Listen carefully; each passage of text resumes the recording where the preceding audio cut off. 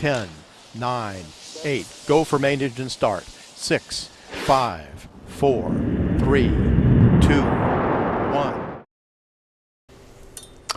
Okay, while I was waiting for the fins to dry as I was putting them on, I got something in the mail that I ordered a little while ago, and these things are from Apogee Components out in Colorado Springs, where I used to live, and they sent me the items and a little Apogee sticker, which is kind of cool.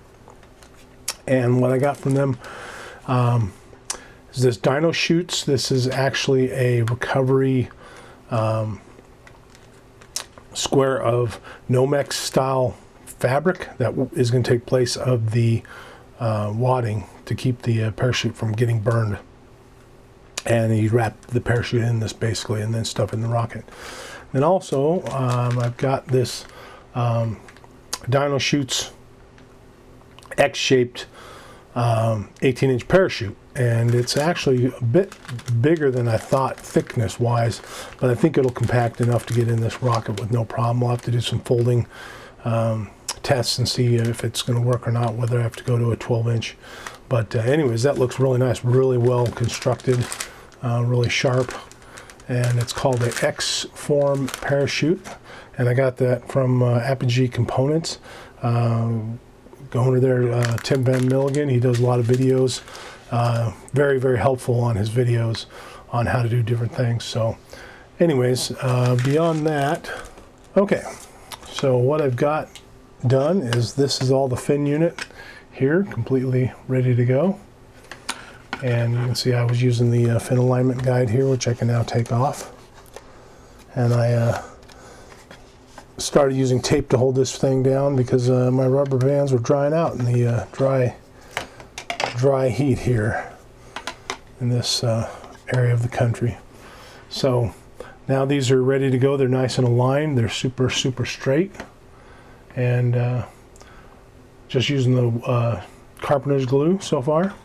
But it's a real neat idea to actually couple this together and then be able to use that unit to get them straight. And so now I will give some tips and hints on reinforcing those. Okay, so what I'm going to do on these fin fillets, or fillets, I want to make basically a reinforcing piece right here. The problem that I have right now is that these fins fit pretty well, but they actually have a little bit of a gap here. And you can, if you can kind of see, like right here, it actually has some of the white glue that jumped the gap, but there's actually holes in it. So what I'm going to do is I'm going to take some of my medium set super glue, and I'm going to just put a line of super glue right down this area here, making a fillet. And before it has time to run off and make a mess, I'm going to accelerate it with my super glue accelerator. So let's try that on here. Put down some super glue. And I'm just going to go run a little bit of a bead from the back to the front. And try to keep it level, that way it will actually go into the crevice.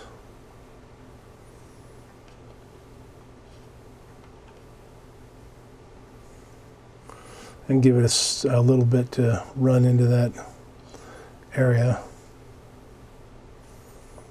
And this will actually jump the gap where I have some of that gap.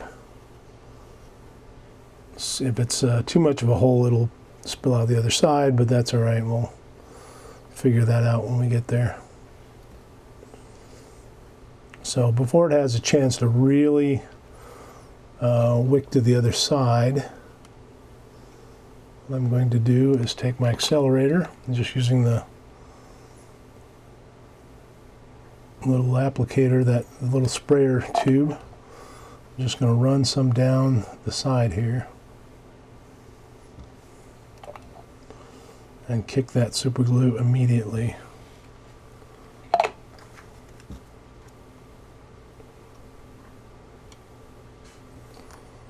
Okay, let that dry for a little bit, and then I will do that to all the sides, and then show you what's coming up next. So now you can kind of see the fillet here, super glue, it's dry, but you can see it's a little glossy here. And it's actually going to reinforce and help the strength. And then we're going to go over it with to make a smooth fillet of actual carpenter's glue.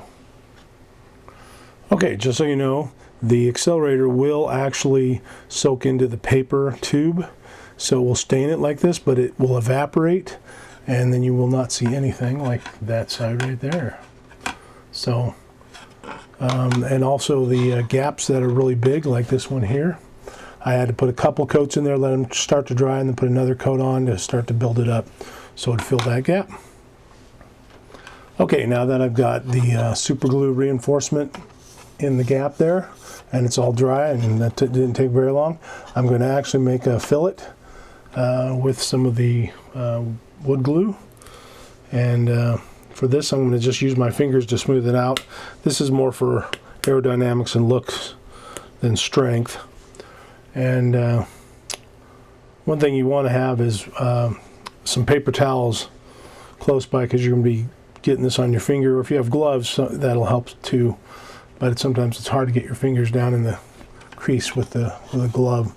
So what I'm going to do, I'm just going to take the tight bond, and I'm going to put it in the crease here.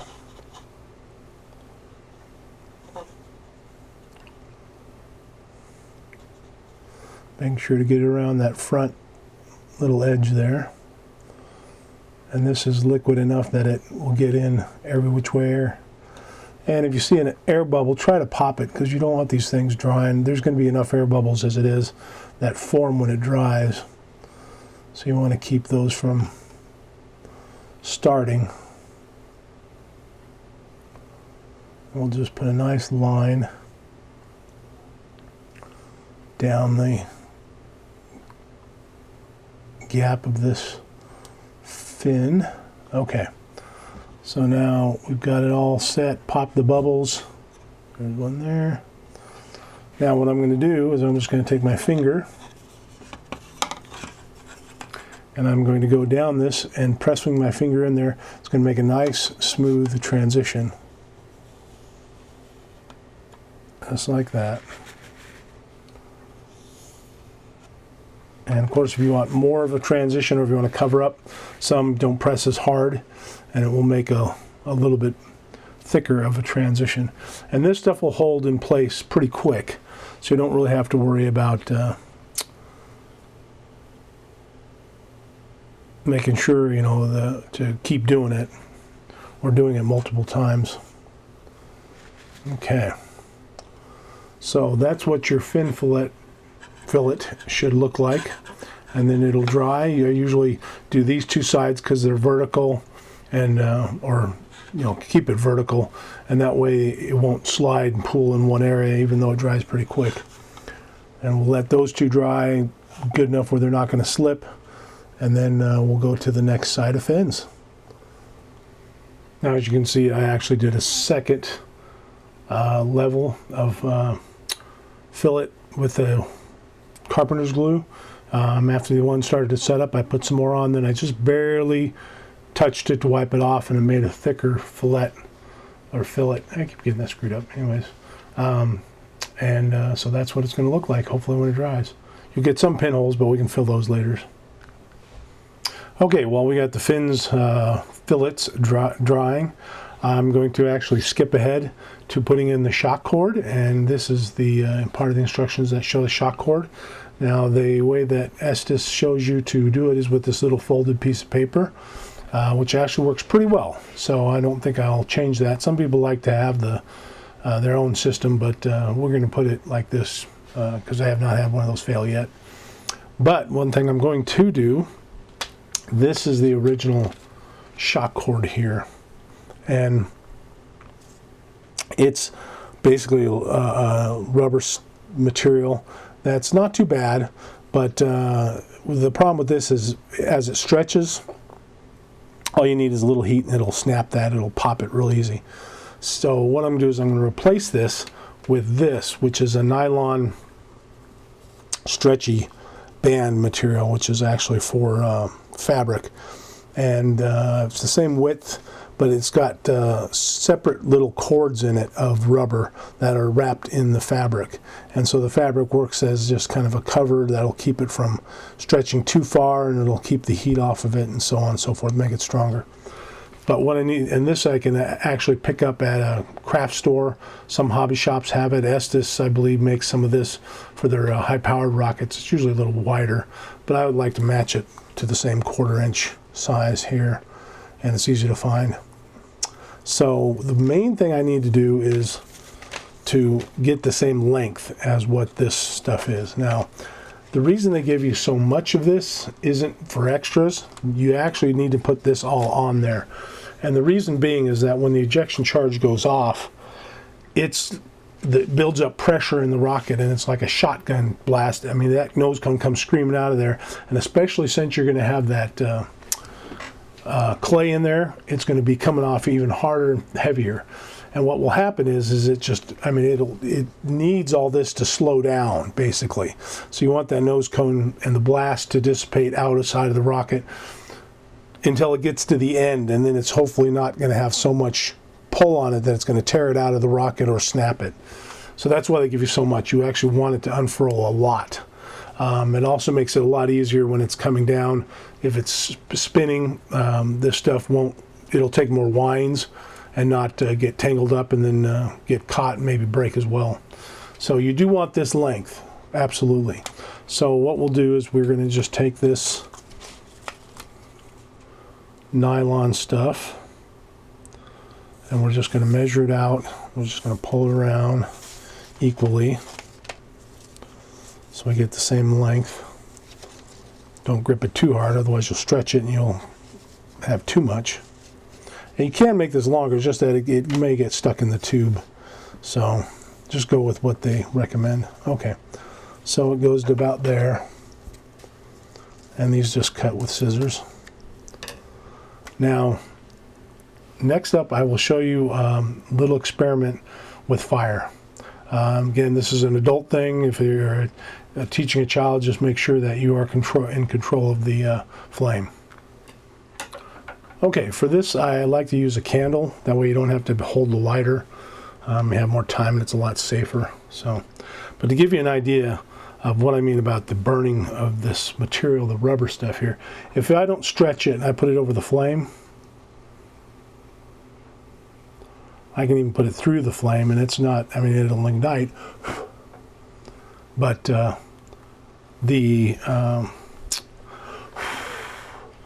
rid of that. But you can see how long it took and all the effort it took to try to get it to actually burn. Now let me show you something that's very interesting. I found out a while ago. I had a bunch of 1-inch tubed rockets and they kept breaking the nose cone off, and I couldn't figure out why. And then did this experiment. So now I've got this. Now watch what happens when I actually stretch it out. Bam, right away. So that is the problem. But now what I do with this nylon is, since it's kind of frayed on the end, what I'll do is I will just actually hit it with a little heat, and that will actually melt the nylon and close this off so it won't fray. So we just a little bit, and it just melts it. And we'll do the other side. So the other side you can see is frayed pretty bad, so it'll just burn off the extras. You just have to get it close and you'll see it actually melt because it's got some plastic in it. Just keep it from burning. Okay, and that is that. So now we've got a sealed end of this, and we got the length we want. So now I'm back to the instructions, and I'm going to cut this little area out, which is a life-size picture of the shock cord mount, and we're going to use that as it is. If for some reason you lose the instructions or something, you can always just make one of these out of paper. That's all, you know, it's just out of the instructions from the paper from the instructions. I'm going to cut the outline. Don't have to be too neat, but try to be as close as possible. Just make sure you don't, if you accidentally put a snip in it, you're going to have to either trim that snip off or redo this, because that's going to compromise the strength of it. You don't want any cracks in the paper, basically, is what that does. Okay, so now the instructions show to actually glue this at the back with carpenter's glue, and then fold that over, and then put another blob in the front, and then fold that over, and then press that until that holds. So that's what we're going to do. So we're just going to take this, take a little bit of tight bond, and we're going to smear it all over. Then we're going to take the piece of nylon here, and we're going to put it right here, and we're going to fold this over to there. Okay, and then I like to try to smooth it out so it's going to hold a little tighter, just that there's no air gaps or anything in there. Okay, now the next step I'm going to do is put some glue underneath it and on the sides.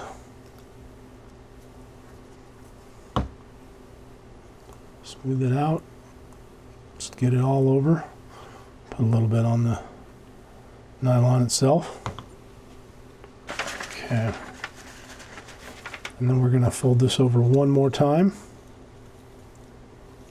like so, and keep the cord coming out straight, 90 degrees to this little piece. You can see it's a little off there, so we're going to straighten it out.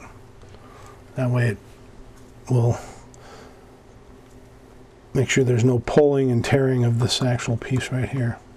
Okay, so now you want to keep compressing this until it actually gets really, really sticky and mostly dry, but you don't want it to fully dry, because we're going to have to bend this to put this in the tube.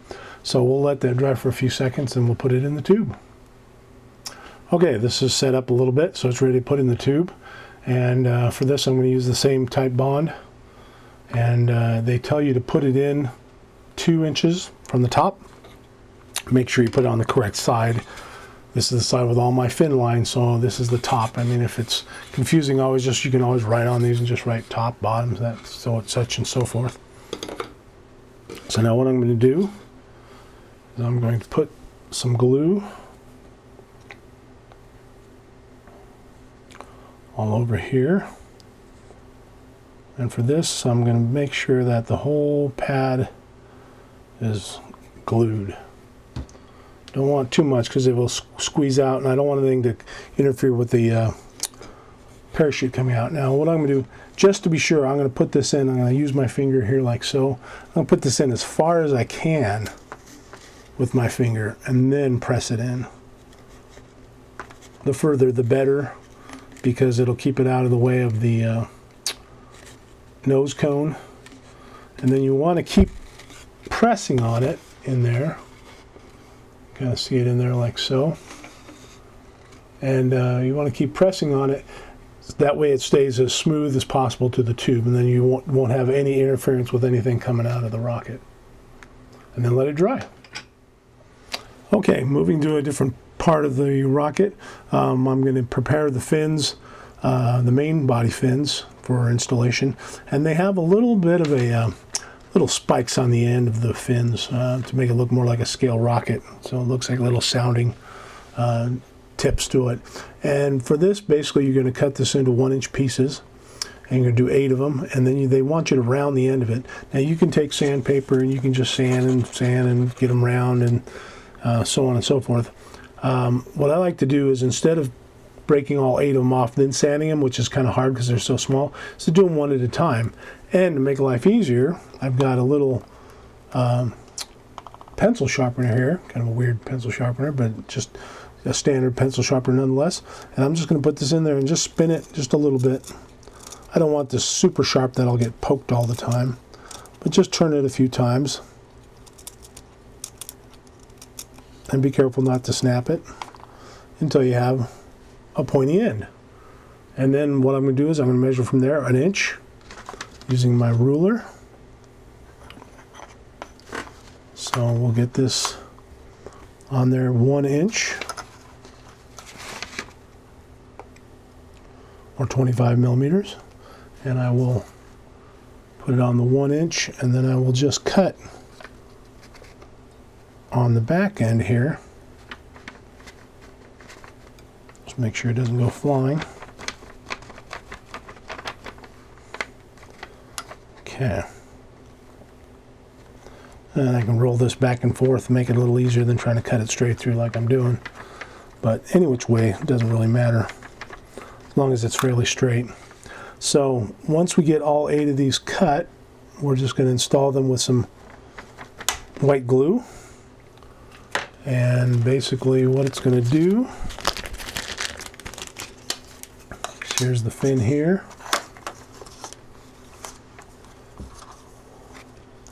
And it's just going to fit in there like so.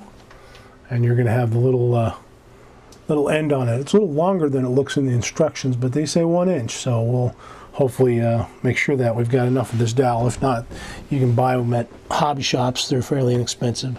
So we'll get those ready to go. Got another tip for you. Almost the same size, just slightly smaller. Guess what? A toothpick. Pre-sharpened and everything. So look at that. That's the toothpick. That's the piece that is original. Toothpick is a little bit wobbly in there. This one's a little bit tighter fit. Either one will work. Okay, so I'm ready to install these little spikes here. And for this, since it's a little loose, the glue might actually drip to the bottom. So instead of letting it getting stuck to something like this rubber mat, I've got a piece of plastic with some cardboard in it, and that'll actually keep it straight and level. Plus it'll be non-stick on that plastic. So let's just take a little bit of the tight bond here, and we will can use just super glue for these. I might just go ahead and reinforce it with super glue like I did the fins. Okay, we're just going to smooth it around, get that in there, press it down so the spike is actually fairly forward, and it's actually, you know what I'm going to do? I can either hold it there, or I can flip it on its edge here. You can see how crooked that is. So let's just leave it on its edge here, and then we'll let it dry like that. Now that I look at this, I think what I'm going to do is I'm going to actually install the fins first and then install these little pieces. That way I can get them lined up. As I use that guide to hold the fin, I can actually put that little piece in there at the same time, fin, and that will glue at the same time, straight and smooth. So that's what I'll do. But those toothpicks work great.